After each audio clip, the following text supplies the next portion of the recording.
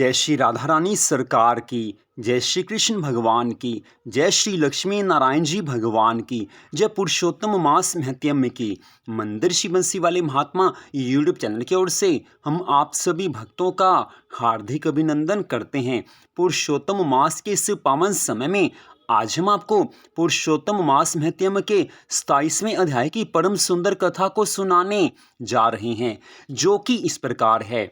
आज श्री नारायण भगवान देवऋषि नारद जी से आगे की कथा का वर्णन करते हुए कहने लगे हैं कि हे नारद जी, वाल्मीकि जी के इस प्रकार के वचन सुनकर राजा दृढ़धनवा ने सपत्नीक भक्ति पूर्वक महर्षि को प्रणाम किया और पूरी श्रद्धा और आनंद के साथ मुनिवर की पूजा की है। पूजा को अंगीकार करके मुनिवर ने आशीर्वचन दिया कि राजा तुम्हारा कल्याण होगा। मैं पाप नाशिनी सरयू की ओर प्रस्थान करता हूँ। मुनि श्रेष्ठ वाल्मीकि इतना कहकर चल दिए। राजा दृढ़धनवा वाल्मीकि जी को सीमा तक पहुंचाकर अपने महल में वापस आ गए।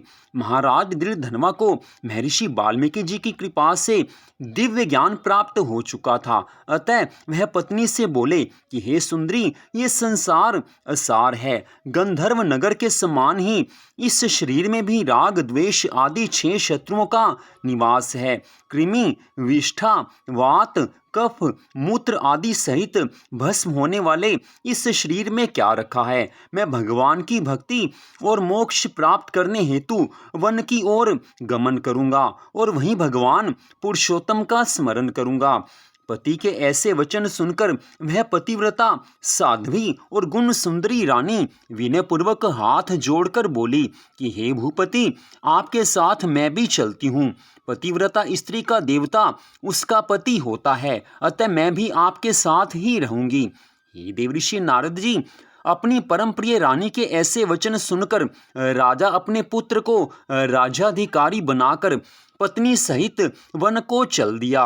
वे दोनों हिमालय के समीप गंगा जी के परम सुंदर तट पर जा पहुँचे हैं। पुरुषोत्तम मास प्रारंभ होने पर पूरे मास वे तीनों कालों में स्नान आदि करते और पुरुषोत्तम भगवान श्री कृष्ण जी का स्मरण करते हुए वे दोनों दिन रात भगवान की पूजा आराधना करने लगे। इस प्रकार स्नान, व्रत और पूजा करते हुए उन्होंने पुरुषोत्तम मास बिता दिया। व्रत संपूर्ण होने पर छोटी बजती हुई घंटियों से सुशोभित एक विमान वहां उतरा। उसमें पुण्यशील और सुशील नामक भगवान श्री हरि के गण विराजमान थे। राजा और रानी को दोनों गणों ने नमस्कार किया है और फिर दोनों को आदर सहित विमान में बिठा लिया। इस तरह रानी सहित राजा ने दिव्य शरीर धारण कर गोलोक को प्रस्थान किया है। पुरुषोत्तम भगवान श्री कृष्ण जी के गोलोक में श्री कृष्ण भगवान के समीप रहकर वे दोनों आनंद पूर्वक निवास करने लगे। यह कथा सुनाने के बाद श्री नारायण भगवान देवऋषि नारद जी से कहने लगे हैं कि हे नारद, मैं अपनी एक जीवा से पुरुषोत्तम मास की महिमा का वर्णन कैसे कर सकता हूँ। इस पृथ्वी पर इसके समान दूसरा कोई मास नहीं है। सहस्त्र जन्म तपस्या करने से भी ऐसा सुफल नहीं मिलता जैसा कि पुरुषोत्तम मास में व्रत रखने पर मिलता है। भूले बिसरे भी जो इस मास में उपवास, स्नान, दान और जप कर लेता है, उसके करोड़ों जन्मों के पापों का नाश हो जाता है। जो पुरुषोत्तम मास में थोड़ी सी भी भगवान की कथा सुन लेता है, उसके भी करोड़ों जन्मों के पापों का नाश हो जाता है। यह पुरुषोत्तम मास सब मासों में श्रेष्ठ और अक्षय फल को देने वाला है। इस पुरुषोत्तम मास की कृपा से तो दुष्ट वानर भी भगवान के सानिध्य को प्राप्त हो गया था। श्री नारायण भगवान जी के इतना कहने पर देवऋषि नारद जी मन में सोचने लगे हैं कि एक वानर पुरुषोत्तम मास की कृपा से कैसे भगवान के सानिध्य को प्राप्त कर सकता है। आज नारद जी वानर की मुक्ति की बात सुनकर आश्चर्यचकित रह गए हैं। उन्होंने भगवान से कहा है कि हे प्रभु, वेदों और शास्त्रों में मनुष्य जन्म को ही संपूर्ण मुक्ति का साधन बताया गया है, फिर वह अज्ञानी वानर पुरुषोत्तम मास की सेवा से कैसे मुक्ति पा गया। हे तपोनिधे, सर्वजनों के हितार्थ वह कथा मुझे सुनाने की कृपा कीजिए। वह वानर पूर्व जन्म में कौन था, वह कहाँ निवास करता था और उसे क्या फल मिला, ये सारी कथा सुनाने की कृपा कीजिए, क्योंकि इसके बारे में मुझे कुछ भी ज्ञात नहीं है। आज देवऋषि नारद जी के इतना कहने पर श्री नारायण भगवान आगे की कथा का वर्णन करते हुए कहने लगे हैं कि हे देवऋषि नारद जी, वह वानर पूर्व जन्म में केरल प्रदेश का वह एक अति लोभी ब्राह्मण था। पिता ने उसका नाम चित्रशर्मा रखा था, परंतु अत्यंत कंजूस होने के कारण लोग उसे करदे के नाम से पुकारते थे। धन के लोभ में लिप्त रहने के कारण उसने ना तो कभी हवन किया और ना ही वह पितरों को तृप्त कर सका। यश प्राप्त करने के लिए भी उसने कभी कुछ पुण्य कर्म नहीं किया। स्त्री पुत्र आदि का भी उसने उचित ढंग से पालन नहीं किया। इस तरह वह सभी पर अन्याय और अत्याचार करता हुआ केवल धन संचय में लगा रहा। माघ मास में उसने तिलों तक का दान नहीं किया। कार्तिक मास में दीप दान तथा ब्राह्मणों को भोजन कराना चाहिए, वह भी उसने नहीं किया। वैशाख मास में धान्य का दान और अन्य मासों में भी किसी प्रकार का कोई भी दान उसने नहीं किया।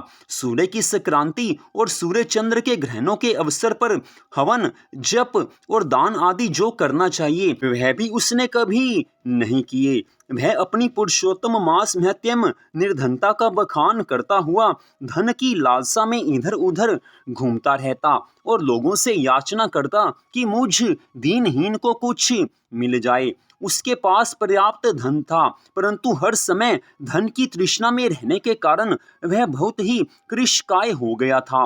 लोग उसे पास भी खड़ा नहीं होने देते थे, उसको दुत्कारते और धिक्कारते थे, परंतु वह सबसे याचना करता हुआ यहाँ वहाँ घूमा करता।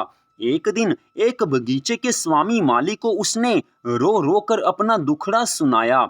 माली उसकी दीनता भरी वाणी सुनकर दया से भर उठा और उसने उसे बगीचे में रहने को स्थान दे दिया। चित्रशर्मा माली की हर आज्ञा को मानता और उसके कार्यों में उसे सहायता करता। इसी से कुछ दिनों में माली को उस पर पूरा विश्वास हो गया कि करदे उसका अपना व्यक्ति है और उसे किसी भी प्रकार की हानि नहीं पहुंचाएगा। कुछ समय के पश्चात माली ने बगीचे को करदे पर छोड़कर राज मंदिर में नौकरी कर ली। वहां अधिक कार्य होने के कारण माली को बगीचे की पूरी देख रेख छोड़ देनी पड़ी। वह बगीचे के फलों को नित पेट भर खाता, बचे हुए बेच देता और प्राप्त होने वाले धन को निर्भय हो अपने पास रख लेता। बगीचे का स्वामी जब भी उससे आकर बिक्री से प्राप्त होने वाले धन के बारे में पूछता तो वह असत्य बोलकर कहता कि हे भैया, मैं तो नगर में भिक्षा मांगकर गुजर करता हूँ। बगीचे के फलों की रखवाली करते करते परेशान हो गया, लेकिन पक्षी सारे फलों को खा जाते हैं। करदे की बात पर विश्वास करके वह माली लौट जाता। इस प्रकार फलों को खाते बेचते उस करदे ने 87 वर्ष बिता दिए। वेदज्ञों का कहना है कि बिना भोगे हुए पाप कभी क्षीण नहीं होते। मृत्यु के समय यमदूतों ने आकर उस पर मुद्गरों का प्रहार किया तो वह रुदन करता और अत्यंत कष्ट पाता हुआ यमलोक के मार्ग पर चलने लगा।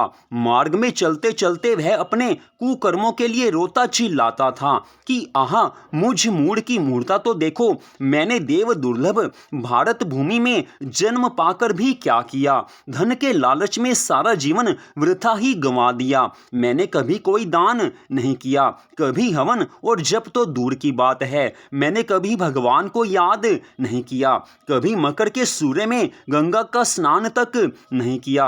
पुरुषोत्तम मास के अंत के 3 उपवास भी मैंने नहीं किए। मैंने धन के लोभ में पड़कर अपनी देह को भी नहीं संवारा और ना ही ठीक से परिवार का पालन किया। मेरा संचित धन पृथ्वी में गड़ा रहकर व्यर्थ चला गया। मुझ दुष्ट बुद्धि ने सारा जीवन क्लेश में ही बिता दिया। इस तरह करुण विलाप करते हुए करदे को यमदूतों ने यमराज के समक्ष समक्ष पहुंचा दिया।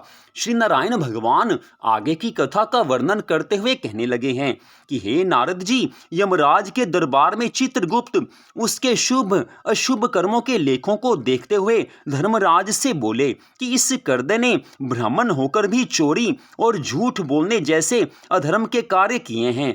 धन के लालच के कारण इसने कभी कोई पुण्य कर्म नहीं किया, कभी कोई शुभ कार्य नहीं किया, बल्कि अनेकों पाप कर्म इसने किए हैं। इसके दो पाप, चोरी और विश्वासघात, तो अत्यंत ही निंदनीय हैं, अत्यंत ही जघन्य हैं। चित्रगुप्त के ऐसे वचन सुनकर धर्मराज ने कहा कि पहले इस कृपण को सहस्त्र जन्मों तक वानर की योनि में रखो, फिर इसे चोरी और विश्वासघात करने का दंड दिया जाएगा। तो इस तरह से श्री नारायण भगवान देवऋषि नारद जी से पुरुषोत्तम मास की कथा का वर्णन कर रहे हैं। आज की इस कथा का यहीं पर विश्राम होता है। अगले भाग में आप आगे की कथा सुन पाएंगे। तो आज की इस परम सुंदर कथा को सुनने के लिए आप सबका हार्दिक धन्यवाद। भगवान श्री राधा कृष्ण जी की, भगवान श्री लक्ष्मी नारायण जी की, पुरुषोत्तम मास महत्यम की अनंत कृपा सदा आप सब पर, आपके परिवार पर बनी रहे। इसी मंगल कामना के साथ जय श्री राधा रानी सरकार की, जय श्री कृष्ण भगवान की, जय श्री लक्ष्मी नारायण जी भगवान की, जय पुरुषोत्तम मास महत्यम की। ओम नमो भगवते वासुदेवाय। ओम नमो भगवते वासुदेवाय। ओम नमो भगवते वासुदेवाय। जय जय श्री राधे, जय जय श्री राधे, जय जय श्री राधे श्याम।